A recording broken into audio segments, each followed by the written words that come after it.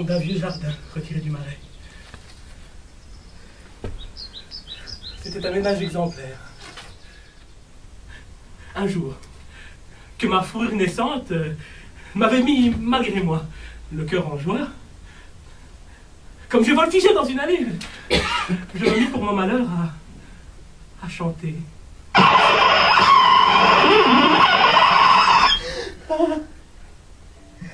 À la première note qu'il entendit, mon père sauta en l'air comme une fusée.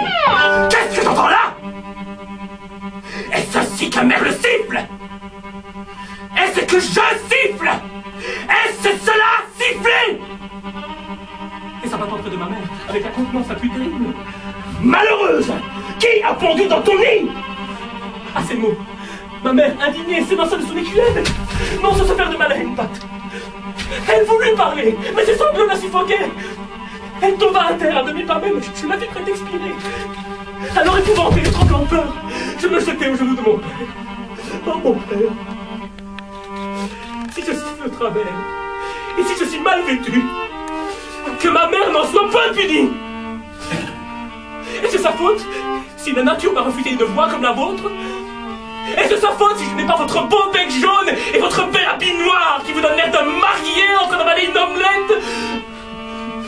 Si le ciel fait de moi un monstre, si quelqu'un doit emporter la peine, que j'en sois du moins le seul malheureux de ne pas plus.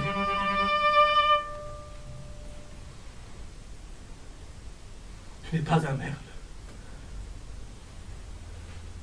Tu n'es pas mon fils.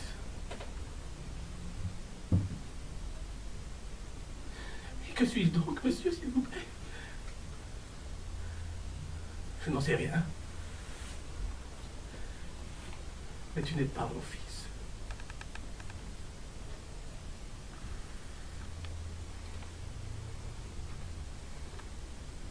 Une certaine nuit où il pleuvait à verse, j'allais m'endormir, exténué de faim et de chagrin, lorsque je vis se poser près de moi un oiseau plus mouillé, plus pâle et plus maigre que je ne le croyais possible. « Qui es-tu » me demanda-t-il d'une voix aussi rauque que son crâne était chauve. Hélas, monsieur, je n'en sais rien. Je croyais être un merle, mais on m'a convaincu que je n'en suis pas un. Si tu étais un ramier comme moi, me dit-il, après m'avoir écouté, les niaiseries dont tu t'affliges ne t'inquiéteraient pas un moment. Nous voyageons, c'est là votre vie, et nous avons bien nos amours. Mais je ne sais qui est mon père. Fendre l'air, traverser l'espace, voir à nos pieds les monts et les plaines, respirer l'azur même des cieux, et non les exhalaisons de la terre, courir comme la flèche à un but marqué qui ne nous échappe jamais. Voilà notre plaisir et notre existence. Je fais plus de chemin en un jour qu'un homme n'en peut faire en 10. Je pris mon vol, j'ouvris mes ailes, et je partis.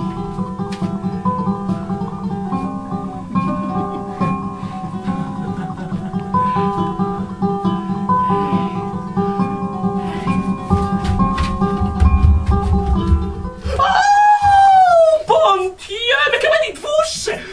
Et aussitôt, elle se mit à voltiger, ça et là, sur les buissons qui nous entouraient, allant et venant de côté et d'autre, apportant quantité de bêtes et de fruits, dont elle fit un petit tas à côté de moi, tout en continuant ses questions. Qui êtes-vous? Tournez-vous! C'est une chose incroyable de votre aventure! Où alliez-vous? Voyagez seul si jeune que vous sortez de votre première vue! Que font vos parents? D'où sont-ils? Comment vous laissent-ils aller dans cet état-là? Mais c'est à faire dresser les plumes sur la tête!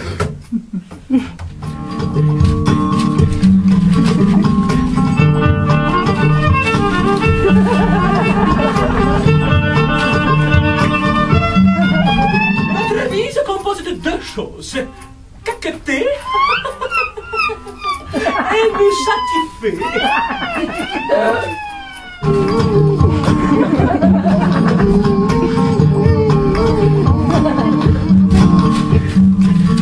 Je me mis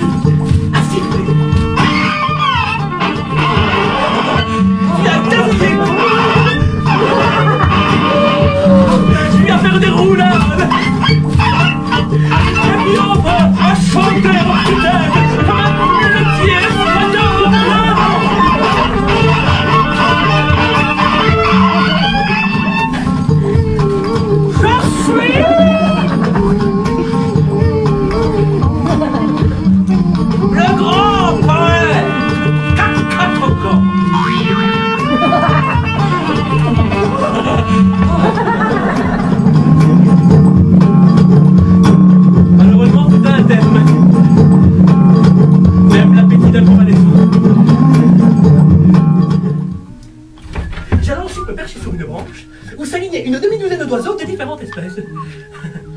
Mais qu'est-ce que vous faites là, messieurs? Et m'allongeant un grand coup de coude, elle me jeta à bas avec une telle vigueur que je tombai dans une bruyère où dormait une grosse gelinotte. Ma mère elle-même, dans son écuelle, n'avait pas un tel air de béatitude. Le triste effet produit par mon chant ne laissait pas que de m'attrister. Hélas, musique. Hélas, poésie. Me répétais-je en regagnant Paris. Qu'il y a peu de cœurs qui vous comprennent. Quel mystère inexplicable! Ces plumes, ces ailes et ces pattes ne sauraient-elles former un ensemble auquel on puisse donner un nom? J'allais poursuivre mes doléances lorsque je fus interrompu par deux portières qui se disputaient dans la rue. Ah, parbleu! Dit l'une d'elles à l'autre. Si tu en viens jamais à bout, je te fais cadeau d'un merle blanc.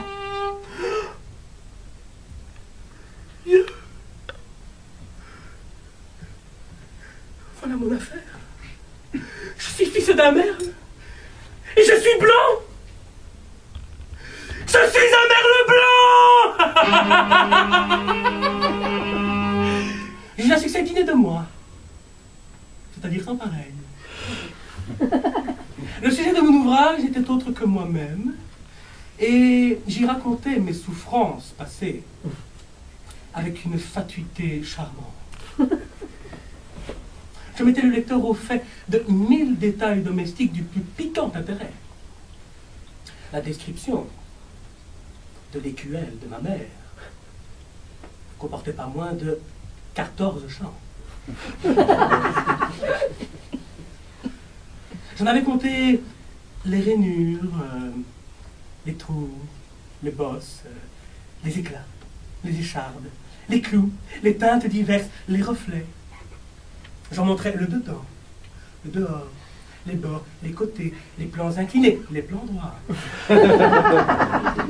Passant au contenu, j'avais étudié les brins d'herbe, les pailles, les feuilles sèches, les petits morceaux de bois, les débris des mouches, les gouttes d'eau, et les pattes des hannetons qui s'y trouvaient. Non, c'était une description ravissante. Monsieur! Quand vous êtes un grand maître, quand vous avez bien peint dans votre poème immortel la profonde souffrance du génie méconnu, si nous n'étions pas aussi incompris que possible, nous le deviendrions après vous avoir lu. Combien nous sympathisons avec vos douleurs, avec votre sublime mépris du vulgaire. Voici une musique que mon épouse a composée sur un passage de votre préface. Elle rend merveilleusement l'intention de l'auteur. Mon bec est trop court, et mon pied trop grand. Et voyez que le cou, je suis affublé. Mais la longueur de mon corps n'en fait pas les deux tiers. Il n'est pas là de quoi se donner au diable. Et moi, monsieur, mon infortune est encore plus terrible. La queue de mon confrère balaye les rides. Mais les polissons me montrent au doigt à cause que je n'en ai point. Je suis blanc, messieurs. Devenez-le. Et nous verrons ce que vous saurez dire.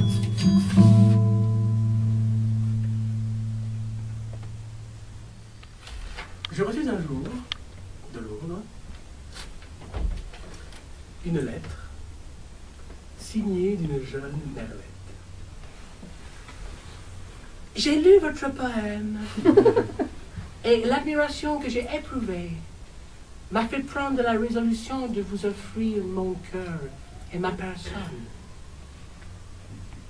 Je suis semblable à vous. Je suis une merlette blanche.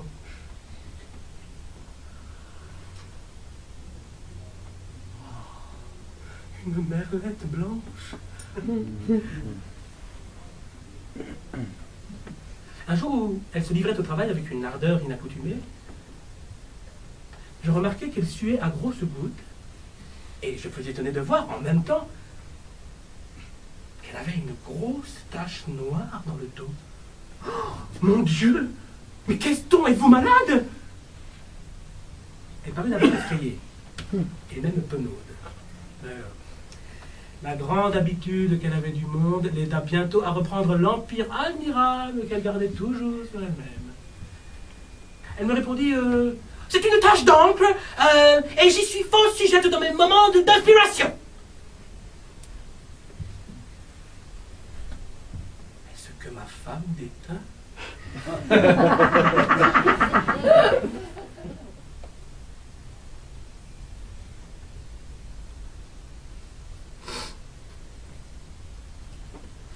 Oh, de quand ainsi,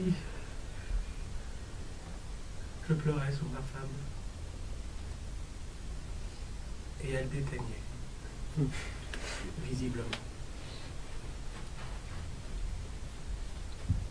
Chaque larme qui tombait de mes yeux apparaissait une plume, non pas même noire, mais du plus vieux roux. Je crois qu'elle avait déjà déteint autre part.